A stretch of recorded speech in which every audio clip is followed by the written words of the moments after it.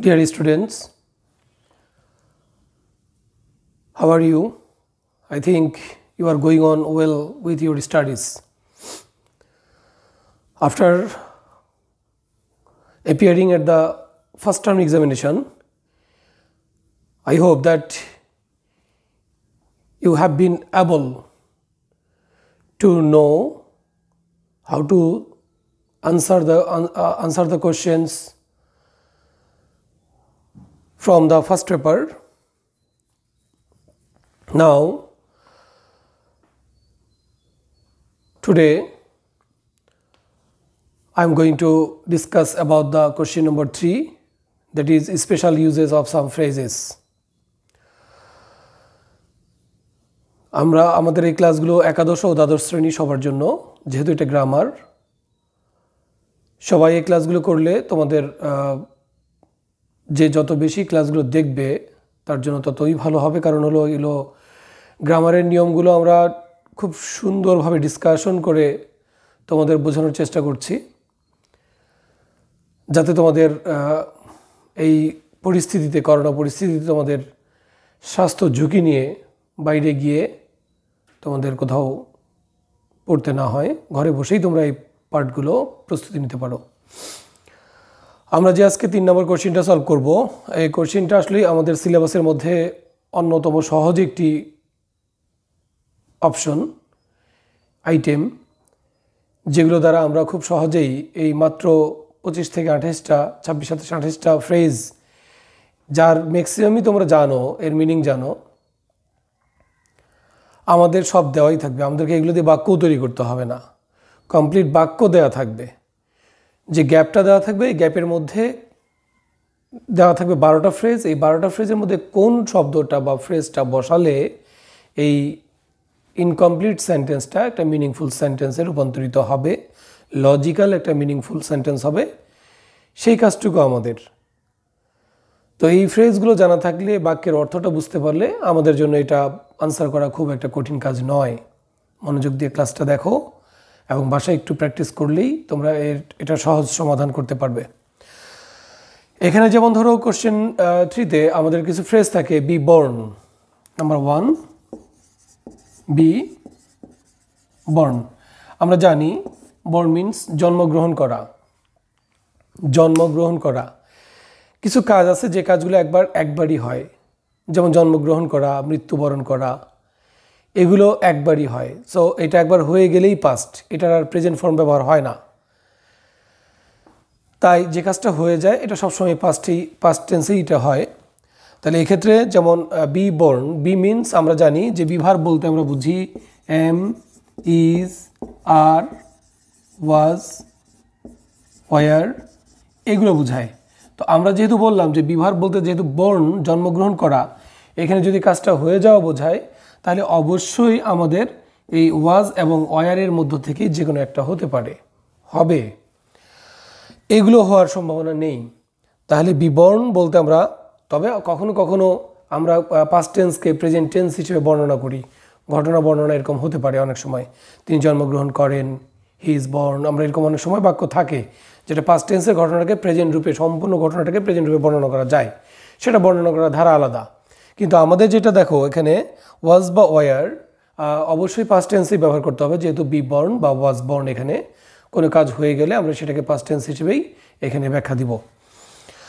তো এখানে B born আমরা দেখব যে সেন্টেন্সগুলোতে কোনো ব্যক্তি, কারো সম্পর্কে, কারো বায়োগ্রাফি বলতে গিয়ে অনেক সময় বলা হয় যে you might have heard the name of Kazi Nazrul Islam, যে তোমরা হয়তো কাজী নজরুল ইসলামের নাম শুনে থাকবে। হি ওয়াজ বর্ন, সে জন্মগ্রহণ করেছিল। সো এখানে আমরা দেখতে পাই যে ব্যবহার করছি আমরা ওয়াজ বর্ন, সে জন্মগ্রহণ করেছিল। ওকে, তাহলে বি বর্ন মিন্স আমরা এখানে তাহলে বুঝেই নিব যে বাক্য অনুপাতে, টেন্স অনুপাতে এখানে আমরা ব্যবহার করব ওয়াজ বর্ন, নাম্বার 1। তাহলে আমরা এটা খেয়াল করব যে বি বর্ন এখানে টেন্স অনুপাতে আমরা এম, ইজ, আর বা ওয়াজ, ওয়ার ব্যবহার করে তার সঙ্গে বাকি অংশ পূরণ করতে পারবো, যখন আমরা দেখব বাক্যের মধ্যে জানতে চেয়েছে যে কোনো ব্যক্তি কোথাও জন্মগ্রহণ করেছিল, এরকম অর্থ প্রকাশ করলে আমরা সেখানে ব্যবহার করব বি বর্ন। নাম্বার 2, আমরা অনেক সময় অনেক বাক্য ব্যবহার ফ্রেজ নাম্বার 2 আমরা দেখতে পাবো এখানে যে 2 নম্বর ফ্রেজে আমরা অনেক সময় আমরা যে কাজগুলো করতে বাধ্য, যে কাজগুলো করার জন্য আমাদের উপরে চাপ থাকে বা অধিক গুরুত্বপূর্ণ কাজের ক্ষেত্রে আমরা ব্যবহার করি হ্যাভ হ্যাজ অথবা হ্যাড এর সঙ্গে টু দিয়ে মূল ভার্ব সহ বাকি অংশ ব্যবহার করি। যেমন I have to, you have to, he has to, she has to ইত্যাদি ইত্যাদি। তাহলে আমরা হ্যাভ টু হ্যাজ টু ব্যবহার করি হচ্ছে কোনো কাজ অধিক গুরুত্বপূর্ণ বা আমি করতে বাধ্য। ধরে নাও আমি যদি এরকম বলি যে I am to go to market everyday, আমাকে প্রতিদিন মার্কেটে যেতে হয়, সেক্ষেত্রে আমি না গেলেও চলে, এরকমটাই মিন করে অনেক সময়। আমি বাজারে আমাকে কাজটি করতে হয়, তাকে ছবি আঁকতে হয়। কিন্তু যদি আমরা এই কথাটাকে একটু এভাবে বলি আমাকে প্রতিদিন বাজারে যেতে হবে, আগের বাক্যের তুলনায় এই বাক্যে অধিক গুরুত্ব বোঝাচ্ছে যে আমি যেতে বাধ্য বা আমার যাওয়া অধিক প্রয়োজন। আমরা শুধুমাত্র সেই সব সেন্টেন্সের অর্থকে আমরা এস্টাবলিশ করার জন্য আমরা হ্যাভ টু হ্যাজ টু ব্যবহার করি। ধরে নাও আমরা এরকম বললাম যে my brother is suffering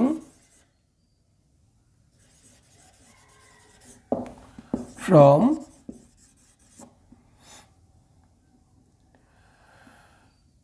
serious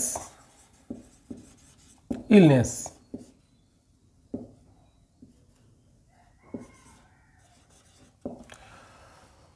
মারাত্মক অসুস্থতায় ভুগছে, এখানে কি তার জন্য ডাক্তার দেখানোটা জরুরি? আমরা এমনি যদি নর্মালি মানে রেগুলার চেক আপের কথা বলি সেক্ষেত্রে কিন্তু অধিক গুরুত্বপূর্ণ নয়। I am to go two doctor, I am to consult a doctor every month, আমাকে প্রতি মাসে ডাক্তারের সঙ্গে কনসাল্ট করতে হয়, দেখা করতে হয় বা দেখাতে হয়। এখানে এটা অধিক গুরুত্বপূর্ণ এমনটা না। কিন্তু যদি আমি এরকম বলতাম যে I have to consult a doctor every month, আমাকে দেখাতে হবে, তার মানে আমি এখানে বাধ্য। এখানেও ঠিক তাই যে my brother is suffering from serious illness, সে ভয়াবহ বা মারাত্মক রোগে আক্রান্ত, রোগে সাফার করছে, সেক্ষেত্রে তার জন্য ডাক্তার দেখানোটা অধিক প্রয়োজন, বেশি গুরুত্বপূর্ণ। সো আমরা এখানে ব্যবহার করব মাই ব্রাদার। এখন আমরা ব্যবহার করব যে হি, এইখানে গ্যাপ থাকবে, হ্যাঁ, তাহলে এই গ্যাপের জায়গায় আমরা লিখব has to consult a doctor immediately.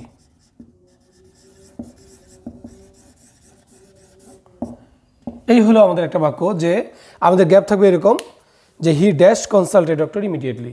তো যেহেতু সে তার রোগটা মারাত্মক বা ভয়াবহ সিরিয়াস, সেক্ষেত্রে আমরা ব্যবহার করছি হ্যাজ টু। তাহলে মাই brother is suffering from serious illness, যেহেতু এখানে তার রোগটা মারাত্মক, তার ডাক্তার বা দেখানোটা এখানে জরুরি বিধায় আমরা এই জায়গায় হ্যাভ টু হ্যাজ টু ব্যবহার করতে পারি as according to the number, person and subject. Okay, তাহলে খেয়াল করো যে আসলে এই বাক্যগুলো যদি আমরা এই হ্যাভ টু হ্যাজ টুর মিনিংটা আমরা জানি এবং এই বাক্যের অর্থ আমরা বুঝতে পারি, তাহলে এই শব্দটাকে ব্যবহার করা আমাদের জন্য খুব কঠিন কিছু নয়। নাম্বার 3, আমরা অলরেডি বলেছি যে am is are plus to, এটাও হতে পারে অনেক সময় যে সাবজেক্টের পরে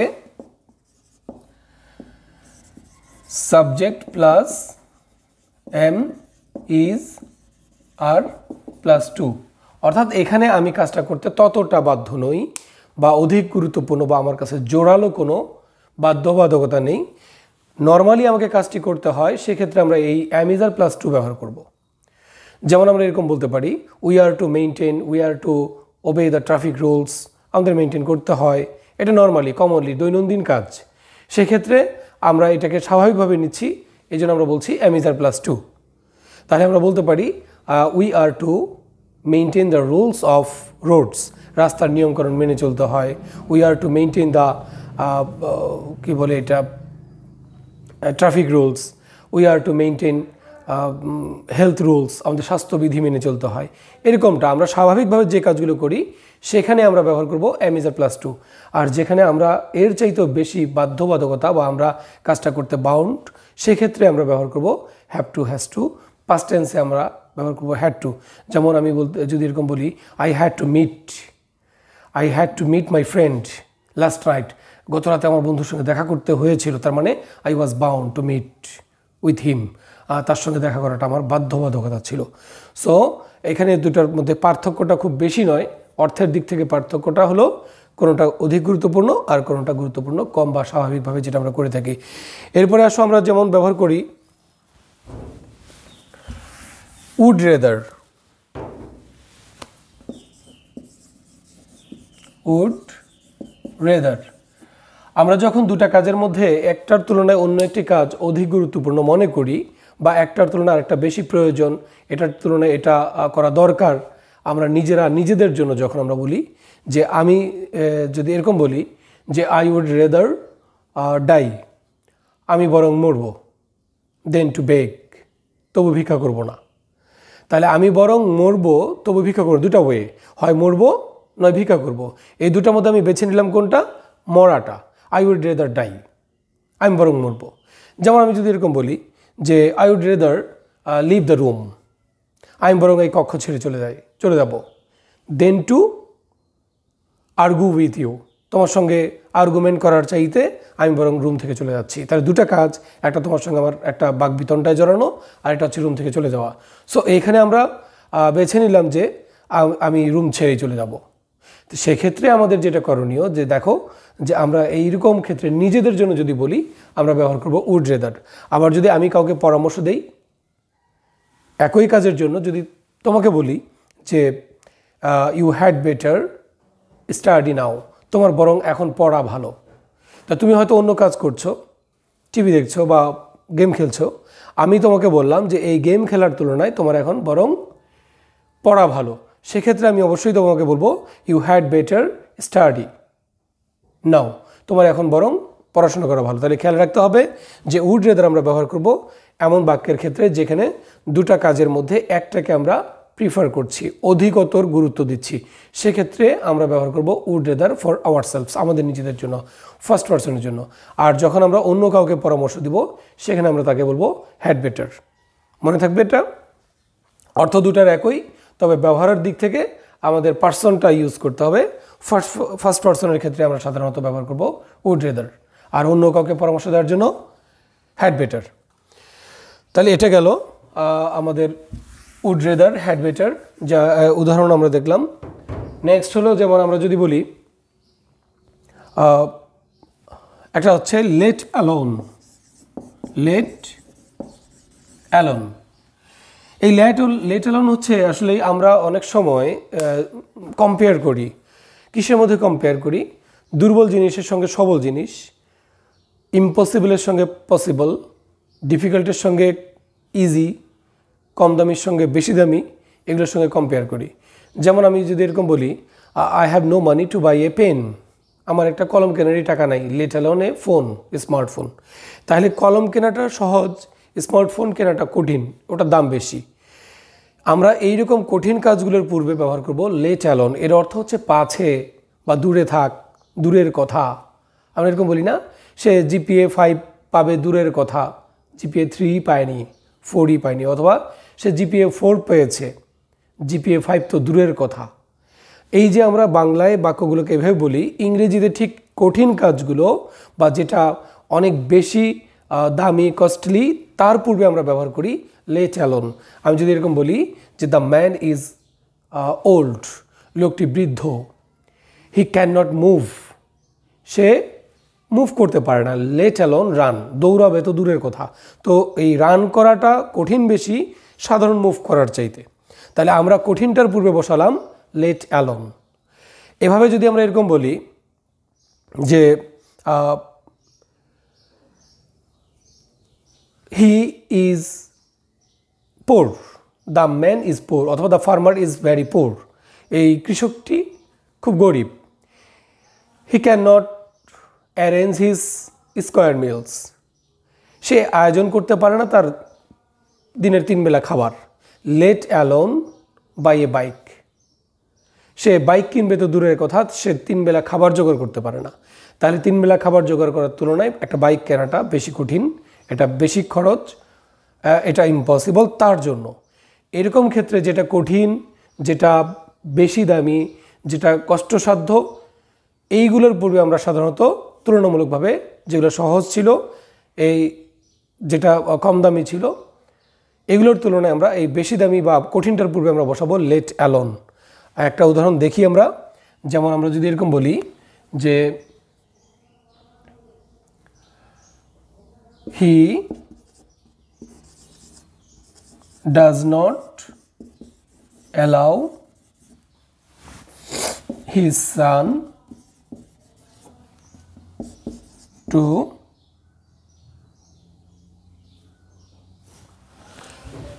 he does not allow his son to pluck a flower in the garden dash others। খেয়াল করো, আমরা এখানে বললাম আমরা এখানে প্রিফারেবল একটা দুটো জিনিস অবজেক্ট রয়েছে। একটা হচ্ছে কোনো ব্যক্তি তার নিজের সন্তানকে সবসময় স্বাভাবিকভাবে বেশি ভালোবাসবে বা তাকে প্রায়োরিটি বেশি দিবে অন্যের তুলনায়। এখানে দেখো বলা হয়েছে he does not allow his son to pluck a flower in the garden. বাগানে ফুল তোলার জন্য সে তার ছেলেকেই অনুমতি দেয় না বা তুলতে দেয় না। ড্যাশ আদার্স, অন্যদেরকে তো দূরের কথা, অন্যরা দূরে থাক, তার ছেলেকেই দেয় না। তাহলে ছেলের তুলনায় অন্যকে দেওয়াটা বেশি এখানে দেওয়ার কথা না। তো তার পূর্বে আমরা বসাচ্ছি লেট অ্যালোন, তার নিজের ছেলেকেই দেয় না, অন্যকে তো দূরের কথা। বোঝা গেছে? তাহলে আমরা এই ধরনের বাক্যগুলোতে আমরা লেট অ্যালোন ব্যবহার করব এরকম। তাহলে মোটামুটি আমরা আজকে 5টা বা 6টা আমরা অলরেডি ফ্রেজ শিখলাম। আমরা নেক্সট ক্লাসে এই কয়টা ফ্রেজ দিয়ে আমাদের এখানে বোর্ডের কোশ্চেনগুলো বা অন্যান্য কোশ্চেনগুলোতে দেওয়া থাকে, তা আমরা যদি দেখি যে আরেকটা দেখি আমরা, ধরে নাও একটা হচ্ছে হোয়াট ইফ।